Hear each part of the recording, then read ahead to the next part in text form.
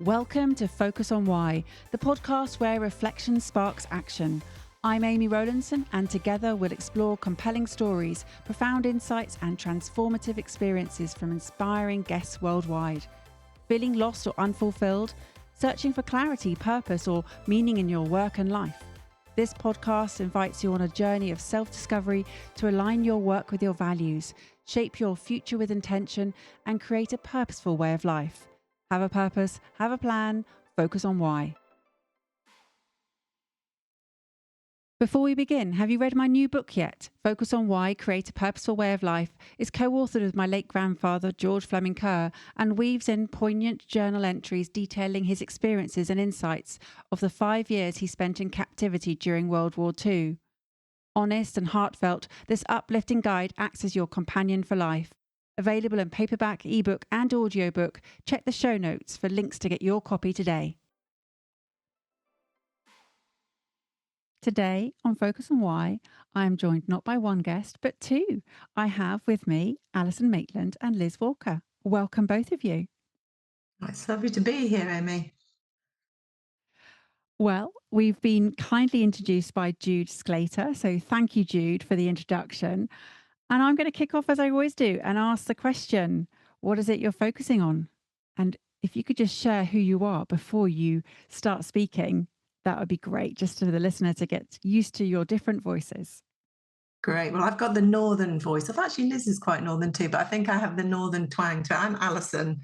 Let me kick off with that question, Amy. So what we're both focusing on it actually at the moment, which is something called vertical development for leaders. We've been in business, Liz and I, for 5 years. Hard to believe that, I know. And we've been doing leadership development, which feels really quite different to anything we've been part of, anything we've delivered before as part of our career history. And it's taken us 5 years really to start to be able to articulate what it is and why it's so different, and also bring it into the mainstream. Yeah. And I'm Liz, and I'm surprised to hear you describe yourself as the northerner, Alison. Yeah, it's been really interesting, this digging in. We've always talked about the concept of vertical development underpinning our work, but actually we've really shifted our thinking, and it's become much more that what we do is vertical development. And so the kind of the process of working that all out and addressing some of the big questions about, okay, so what is that then? And why do we do it? And what's the impact that it has? Well, a summer and 5 years in the making. It's been a process that you've gone through. What will be the benefit of this planning and understanding of the concept to such a deep level for yourself first before really going out to helping leaders? Let me go first, because I'm probably the one further in my career journey than Liz is. I'm quite a bit older than Liz. And for me, it feels like the thing that I need to do. I need for us to explore this, because it's about getting further than the group of people we work with to a broader audience of this notion of vertical development. It just feels like something I have to do. And most things I read, the things I'm thinking about, and as Liz said, the impact of our work, it just feels really personal. Yeah. And it's been interesting watching you articulate that, because you've been saying for the last couple of years, there's something I still need to paraphrase your words, but clarify or get hold of, or I haven't got it yet. And I can see that emerging for you, Alison. I think for me, I often want to try and get right to the heart of something. And I know the work that we do works for people. And I know why we use the tools we use and all that stuff, but the bigger kind of why underneath it has always been difficult to articulate. And so it's really satisfying to finally be grappling with that question. And it also, I have to say, Amy, it feels like I couldn't do it without Liz, because as she says, she does get to the heart of the matter, and she takes my kind of rambling wafflings and things, and I'm going, well, yes, and it feels like this. You can't see on air, but I'm waving my arms around. And she's brilliant at distilling it down into something that everybody else can get to. So as a concept, vertical development is not something you've invented. It exists already. Is that correct? Yeah, brilliant. And I'm going to ask a question, but it seems like an obvious one. It must differ to horizontal development. Yes. So that's the bit that we can actually, we can describe that one quite clearly. I'm really clear in my head about what that is. So for me, horizontal development is, we often use the metaphor of adding branches to a tree. It's when you help people to know something more or do something differently or acquire a skill. It's an additive kind of learning. And it's fundamental. We all need to learn new stuff at times. And it's different to vertical development. So for us, vertical development, we use a metaphor of kind of strengthening the trunk of the tree, working on the trunk of the tree, because it's about shifting your worldview, shifting your relationship to the world, like your inner operating model almost. It's kind of how you think about the world, how you understand your relationship to it, how you choose, how you respond. It's lots of kind of internal work. And so rather, where horizontal is quite additive, I know how to do a new thing, vertical is more transformative, like I have a different view, or I'm coming at it differently. I hear you. So that makes so much sense. Now, you touched on a moment ago the why, and is it that it is aligned for each of you, how you've got to this point, or are they different? Well, do you know, I don't think we've ever asked ourselves that question, have we, Liz? Not sure we have. No. Yeah, I think we, a bit like many things, you have a sense of who you are, what you're about. Liz and I are very clear about our kind of our purpose in life. So I know mine is about walking alongside and opening up possibility. Liz will speak to hers in a second. And I think we just have come to this by the nature of the work that we do, the tools that we use. We've stepped back now. That's the work we've done over the summer and gone, okay, let's put this back into the mainstream. We know what we do. We know it works. We know how impactful it is. But let's find if this is almost like a label or something we can put around it that will help people to really understand what it is that we do and why it's different and why it needs to be done in organisations. And I think my purpose has already come out in the room. I think when I've done my own work on purpose, it's emerged as being, for me, about getting to the heart of things. That's I find I do that wherever I am, whether it's with my children, whether it's at home, whether it's in my work and broader. And so this feels like a settling in to kind of finally get to the heart of what we do. So yeah, it's slightly different, Alison. Yeah, I love that. And so there is this collaborative element here, which you spoke about, that you couldn't do it without each other. And it is key to how this works. And the approach that you both just shared in terms of how Alison walks alongside and opens up possibility, and that you get to the heart of the matter. There is a really lovely approach there that both of you are, again, collaborating on, and that has a different benefits from these two different elements working together. Those are the purpose. The why for me is the meaningful significance that you assign to each of those. So I'll go with you, Alison, first. From that desire to open up possibility, where does that come from? For me, it comes from the root of who I am. If I look back, and we sometimes use the metaphor of the threads of the carpet. If I look at the threads of the carpet, I can see that all through how I would have been at school. I can see how I have been with my poor husband. He's experienced me operating in that way. My children have been on the. So it's almost like how I turn up in every single situation is that, and whether I'm leading a team of people, there's still the main thing. It's not the delivery of the project. It's about the developing the people, walking alongside. How can I get the most out of them and see the possibility in all of that? So yeah, it's probably something that if I string it right back, it goes back to. It does go back to my childhood, but it's followed me all the way through my career. And poor Liz is on the end of it. So. And with that, just before we go to Liz, I just want to ask, often it's because there was a lack of or a void of not believing or not having that opportunity to explore possibility at some point, or it's a case of it's an absolute, this is just how you've always operated. Does that sit with you? Yes, and I think it's the second of those two. I think that's how I've annoyingly always operated. I've had some significant things in my life. I've had breast cancer. I've had to take that as a situation and gone, okay, what's the possibility? And actually, it's the start of this work, because up until then, I worked as an HR director, and that opened up a retraining as a psychologist, opened up getting a PhD, opened up working with acceptance and commitment, opened up a faith journey. So the possibility that opened up out of that situation. So yes, it's a long answer to your question, Amy. Yeah, it's who I've always been. I love that, and it is so interesting to sort of get to the core of this drive for what it is that is fueling the purpose. Liz, how about you? What is at the heart of the matter? Yeah, my answer is quite similar to Alison's in the sense of it's always been something about me. I find it very hard to say out loud, but I'm quite intelligent. And I have always, since childhood, many of my memories in school are about asking a question that the teacher didn't want me to ask.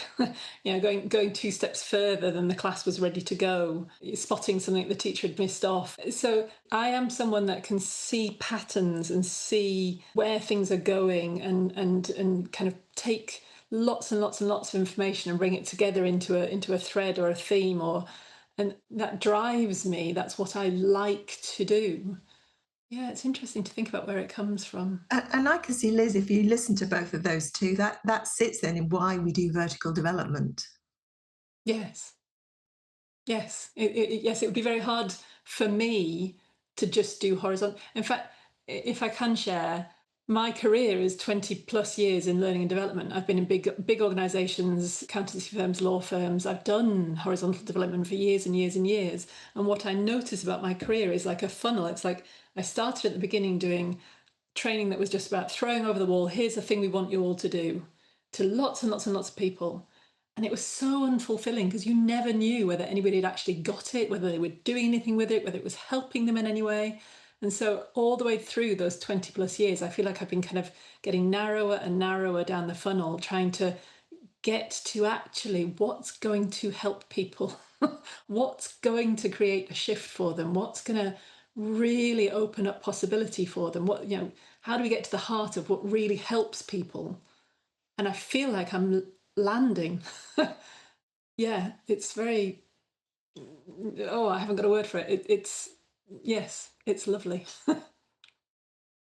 Often we don't have words, Liz, because it is quite an emotional element, because it is really what matters most to us. And so it's not something that we have or a lot of ability to connect to that, because it is absolute joy, absolute purpose, absolute alignment. And it's not often that we are there. So we don't necessarily recognize it when we are there. But when you do have that moment, then you know. And it's a hard thing for me to describe to you, this, because it's different, I would imagine, for each of us, this alignment, because we're aligning things that matter to us personally. We often use the question, what is it you can't not do, which is terrible English. But actually, yes, you've asked us that question. I think that's what we've responded to. It's what we can't not do. Yeah. And going back to Liz, you said that it was hard for you to say out loud about being intelligent and asking questions as a young student that the teacher didn't want you to ask. That frustration of not being able to explore further at that point and wanting to delve and move quicker is what you're doing now. And it does come from a frustration. And this is what I was asking Alison. Does it come from a void or a lack or a frustration? It didn't for her, because she was able to explore and able to go into possibility, but you were held back.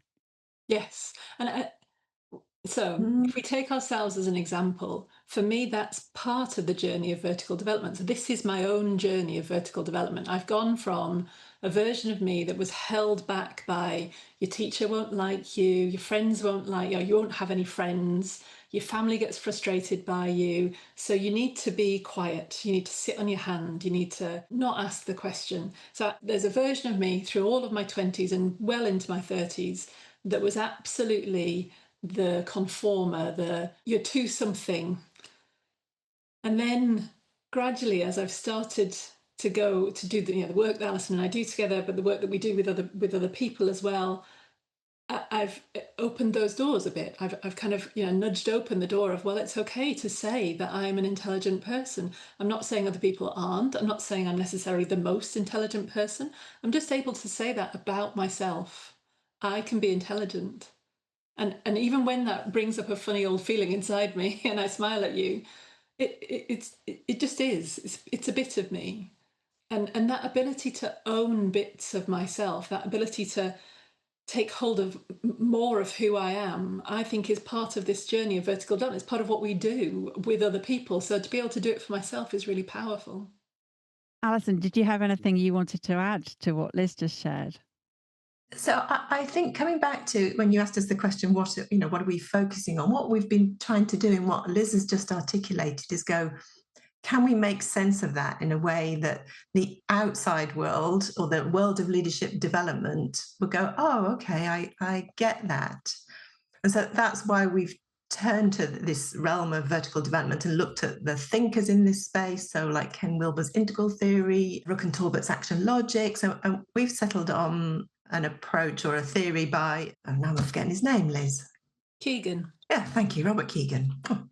Right in my mind, Robert Kegan, which helps us to kind of understand what those developmental shifts are. And that's been really helpful to us to go, okay, we're not barking, we're not kind of out on a limb somewhere with this thinking and what we're noticing for ourselves and for other people, but actually it fits in some well-established ways of trying to work with people. And if I can jump straight in, Amy, that's because I think that's felt really important for us to do, because when you try and talk to other people about our work, it can sound a bit wishy-washy. Like we help people to think differently. Like it sounds a bit intangible. And actually being able to articulate really clearly to organizations or to individuals or whoever it might be, the shift that we're taking people on and how that then relates to actually the kind of things you need leaders to be able to do in organizations, that's really powerful. There's some really, really powerful stories we can tell and examples we can give where you had an example the other day, Alison, didn't you, where you're chatting away to somebody in a talent or an L&D or an HR role and they finally get it and they go, oh God, we don't do that with our leaders. So there's something really powerful about it. I hear you. And when you just described, Liz, about having that funny old feeling inside and that ability to own bits of yourself and the ability to take hold of who you are, authentic leadership and being authentic is a lot easier than having to put on an act or hide behind a facade. It is when you have tools and ways to do it. So in an organization, let's take that as a brilliant example, okay? So an organization might say, we want all our leaders to be authentic.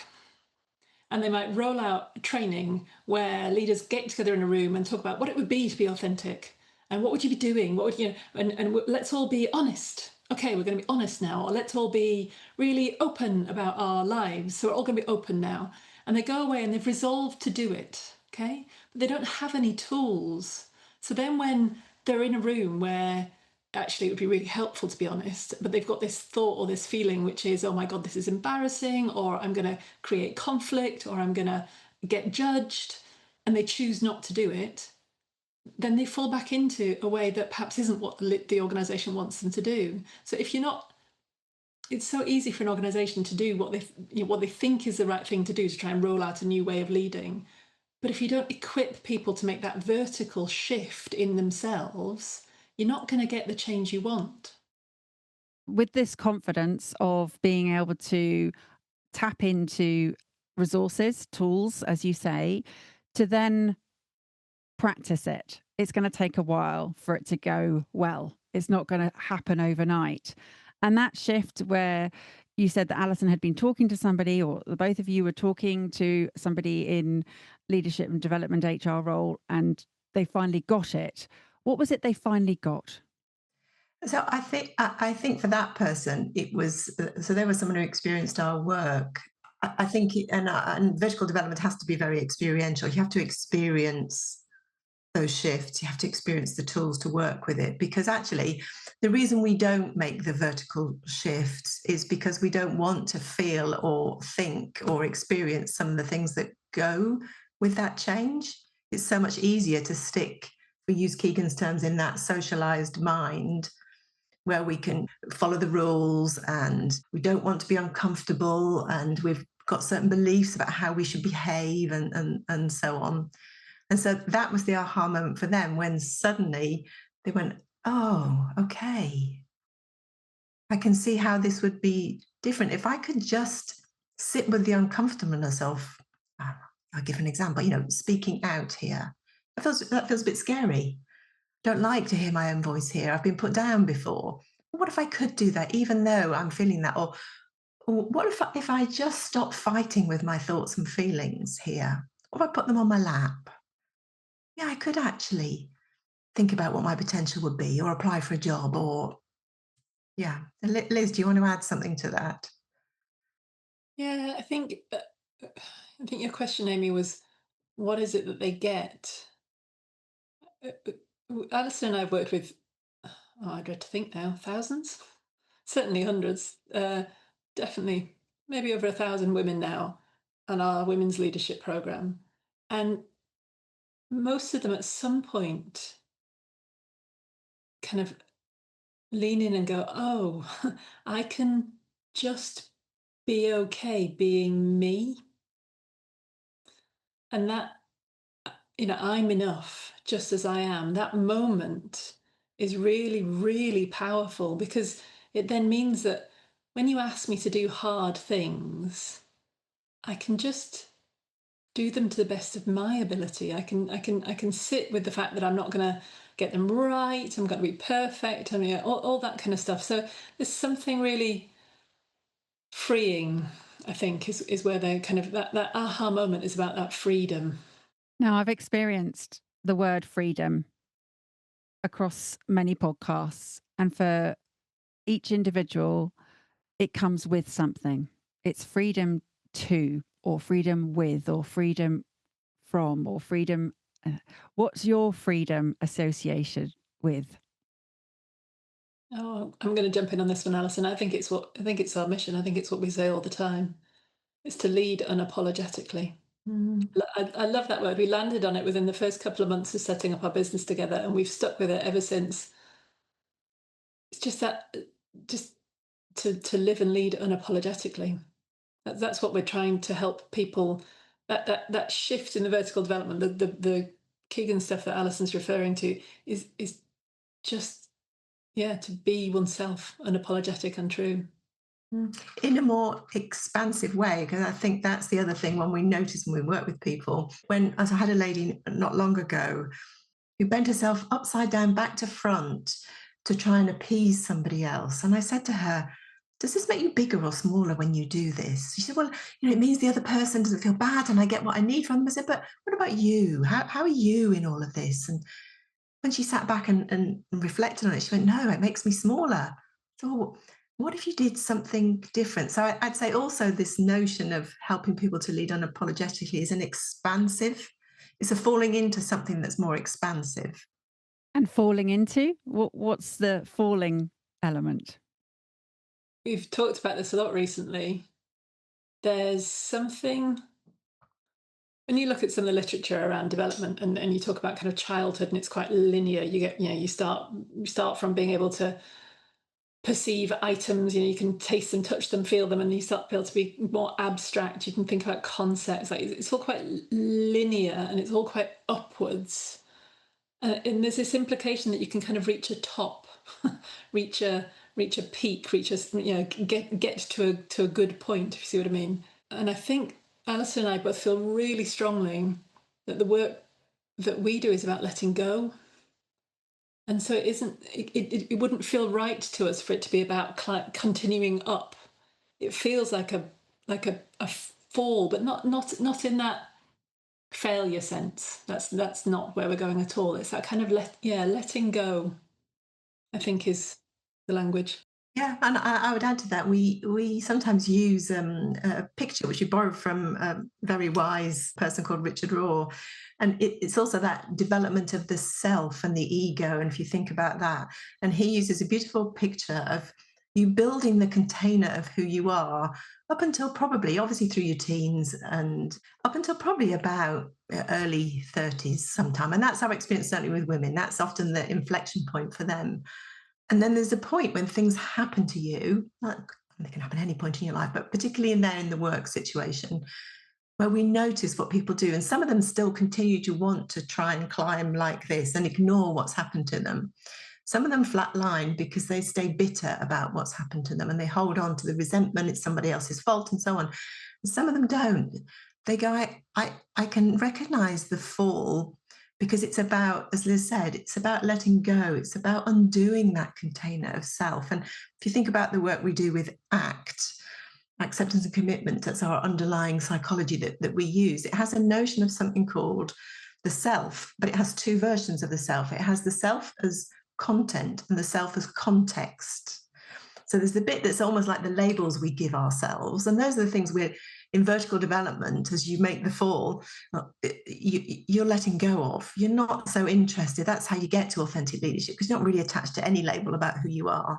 And so you kind of can get to that point of almost undoing all of the boundaries, because the self as context is the part of you that can just notice. It can notice your thoughts and feelings. It can notice your reactions. It can notice your emotions, sensations, etc. There's a part of you that isn't touched by any of those experiences, that can make the choice about how to step forwards. And so I think for those two reasons, it is, for us anyway, it has to be a fall. Yeah. A drop. Well, I don't know what the right word is. Maybe you'll make us think now, Amy. We're not sure what the right word is, but it's something about that.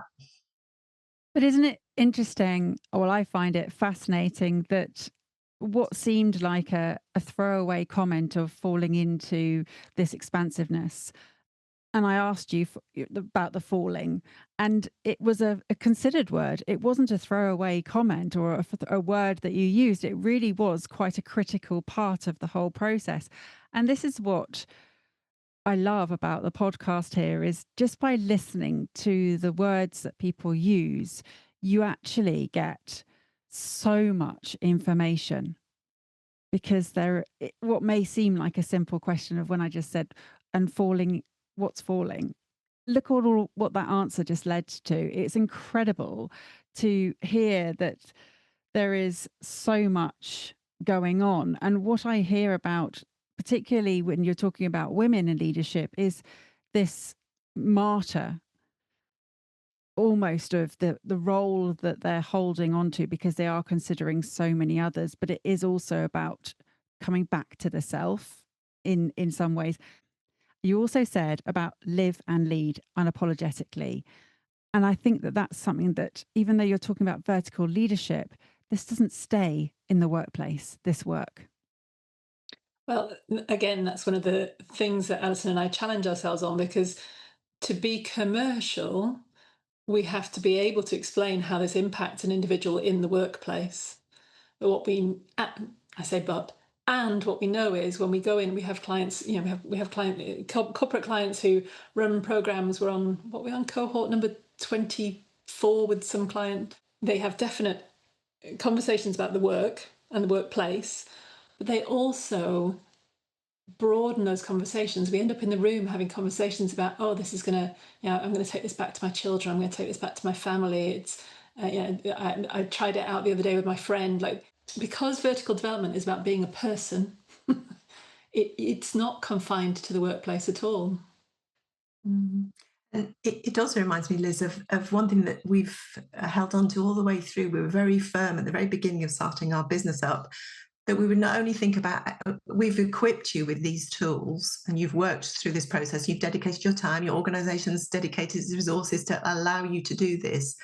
really, what are the ripples you want to create? What is the impact? Once you're equipped in this way to be yourself, to lead as yourself, yeah, what do you want to do with this? And we laugh sometimes and go, it's not necessarily about saving orangutans in Borneo.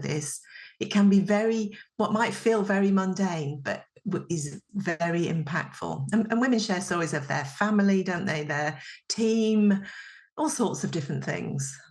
Yeah, because they can see the women that we talked to, by the time we get to the end of our work with them, they can see the richness of what we've opened up. So partly it is stuff like someone I worked with recently who said, do you know what, I'm going to start, I'm a fun person, I'm going to start bringing that to work. And then sometimes it's to work, but then other times they go, no, it's about the ripple I want to have, like, of kindness, and I'm going to spread that everywhere. Or, you know, they get to these really beautiful words that they can understand are their impact on the world.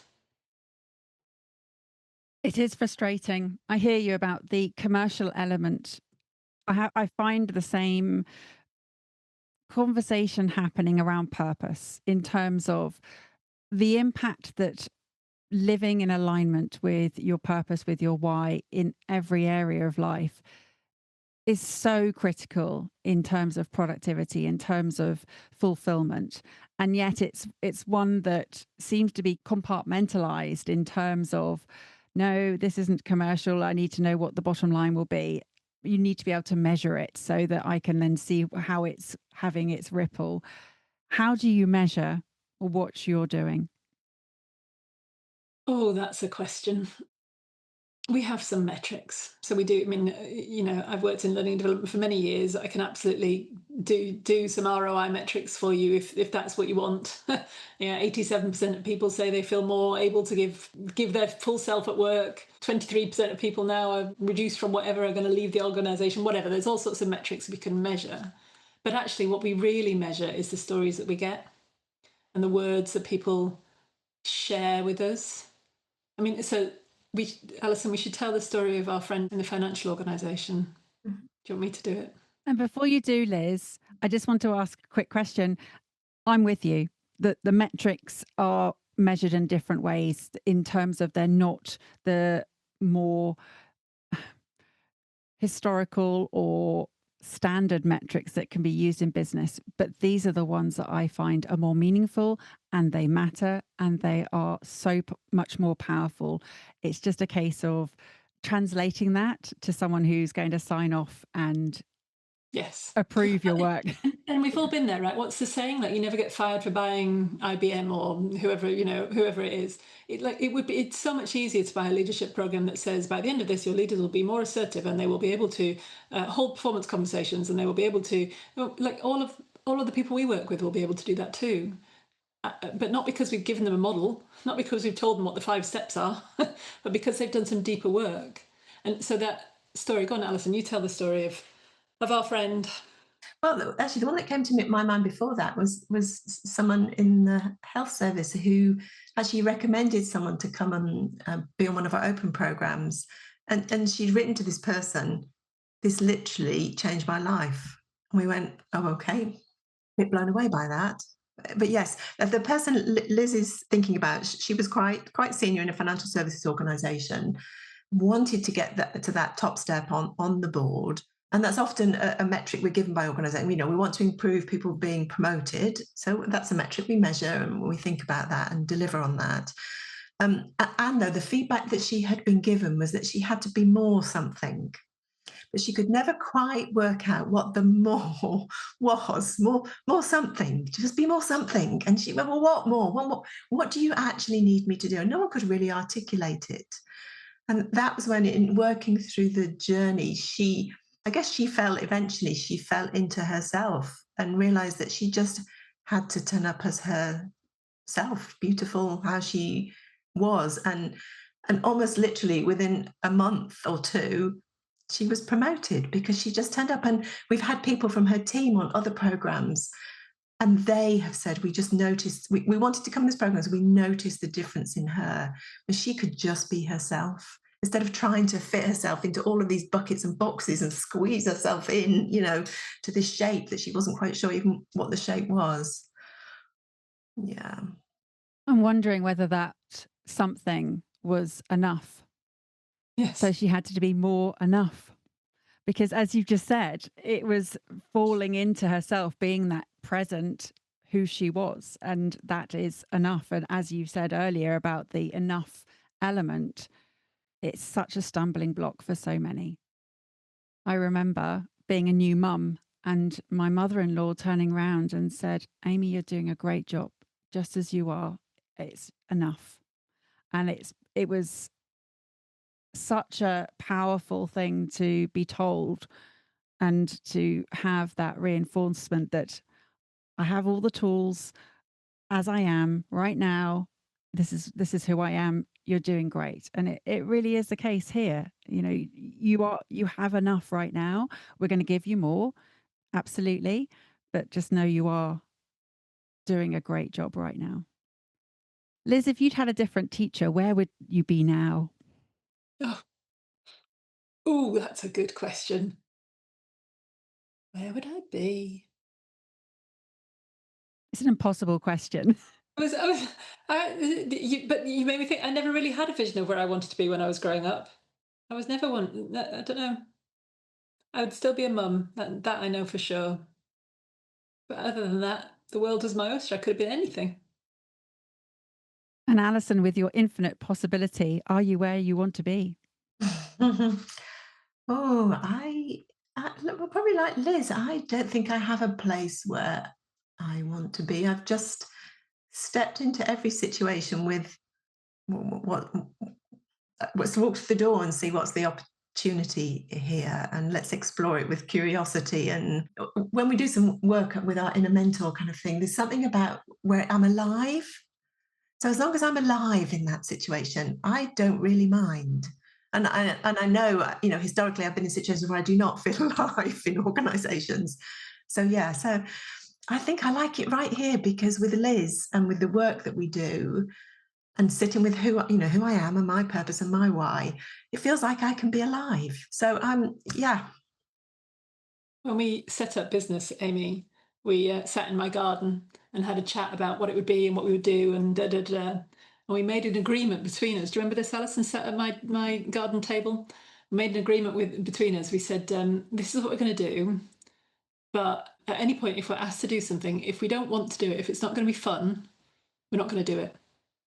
And I think 5 and a bit years later, we've stuck to that. Yeah. We've done some things that have been slightly kind of off to the side or what have you, but we have had a lot of fun.